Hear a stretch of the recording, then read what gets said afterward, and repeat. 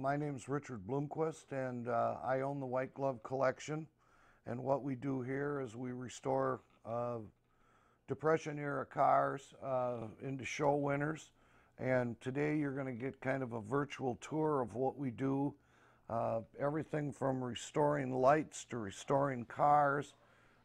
We build mirrors, and I hope you enjoy the little walkthrough.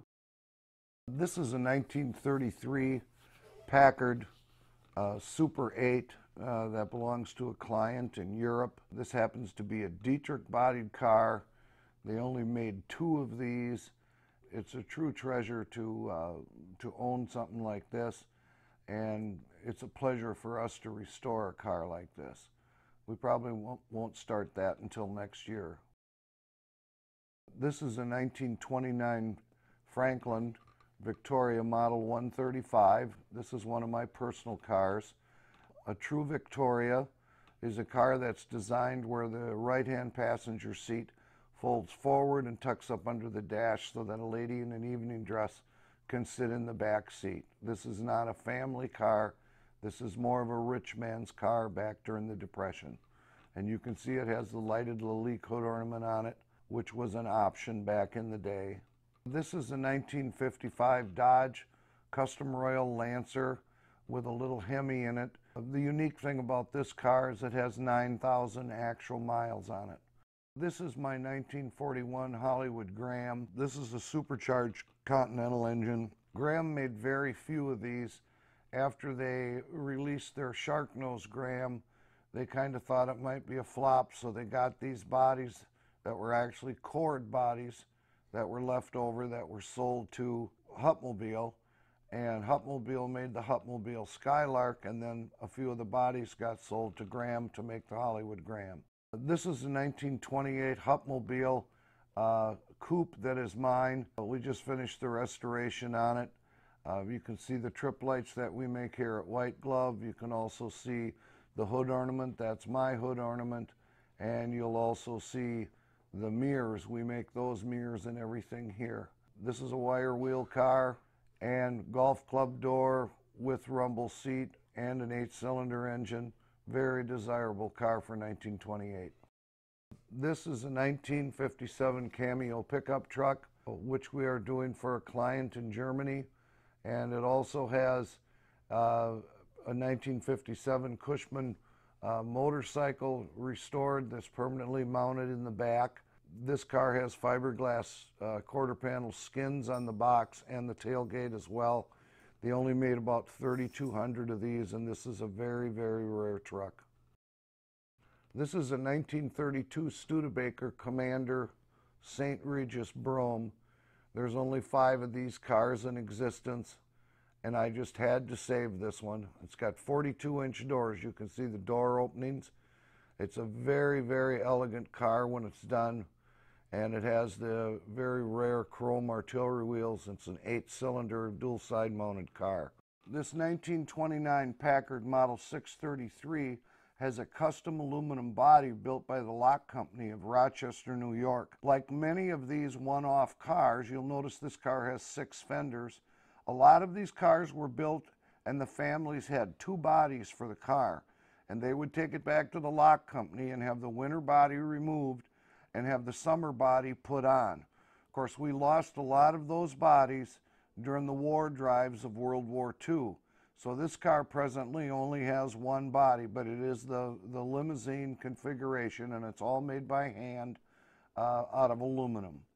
This is a 1929 Nash Advanced 6 Coupe. This is one of my cars. I have 2 of these. This one happens to be a disc wheel car, and the engine is a 6-cylinder with 7 main bearings, and it is overhead valve, so it was way ahead of its time back in the day. And these Nashes were twice the car that a Ford and a Chevy was. They were built that well. This is a 1930 Bonneville Hupmobile. This car was built by Dr. Norbert Knock of Denver, Colorado, to race on the Bonneville. He got interested in racing the Bonneville because he was the personal physician to David Abbott Jenkins, the driver for Duesenberg that drove the Mormon Meteor Speedster on the Bonneville Salt Flats. And he was notorious for beating Sir Malcolm Campbell in the Mobil Gas Special that came from England back in the day. Well, this car here I heard about through John Snowberger, whose dad drove the Hupmobile at the Indianapolis 500, the Hupmobile Comet. And actually my car shared the motor out of that Indy car for 47 years. I'm taking it back to the original way it was when it raced the Bonneville, and we're just getting it back together now. Randy Ema, who is Jay Leno's man, was to come to look at the car Tuesday, and I got the car bought on Sunday and brought it back here to White Glove. This particular car is owned by one of our European clients. It's a 1922 Packard Twin 6. This is the technology that came from the Liberty aircraft engine, and the two guys that worked on this, one of them was Henry Leyland, who actually started Lincoln Motor Car Company that was bought out by Ford Motor Car Company, and a guy by the name of Jesse Vincent, who came from National Cash Register to work for Packard, and then worked on this, developing this Twin 6. It actually has two cast iron blocks bolted to a common crankcase, so that's why they call it a Twin 6. It's not a V12, it's a Twin 6. The V12 came later. This is a 1930 Packard Model 745, 7-passenger, dual windshield Phaeton. This was shipped to us from Quebec, and when our restoration is done, it will go to Europe. Once again, this will be a ground-up restoration of Pebble Beach quality. That's what our client in Europe demands. This is a 1929 Nash Advanced 6 Coupe. This is my gray and black version. This has wire wheels on that the other one doesn't have. Other than that, they're pretty much the same car. They're again a 6-cylinder overhead valve engine, firing 12 spark plugs on 6 cylinders, and it was way ahead of its time for its age, for power and all of that. What you're looking at here is some of the lights that we've restored from our light shop. Everything from Packard to Pierce Arrow, Cadillac, you name it, and we do it. We build more trip driving lights than anyone in the world. We have the molds for Trip Light, Wood Light, Fog King, and Guide Super Ray. This is Lindsay making straps for our mirrors. We sell side mount mirrors. We make all the leather straps with stainless steel buckles, and we make them in 3 different colors. And this is in our office where she does that kind of work. Right here I'm holding a restored light for a Packard, and we have some of this in stock, and we do some of this for some of our clientele. Like I say, we restore more lights than anyone in the world.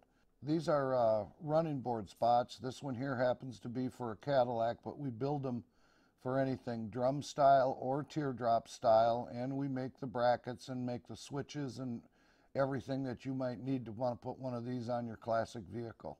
This is a drum style Packard light, and we make the whole light here from scratch, including the badges and all the ornamentation that goes with the light, the brackets, and everything. It's all made here at White Glove.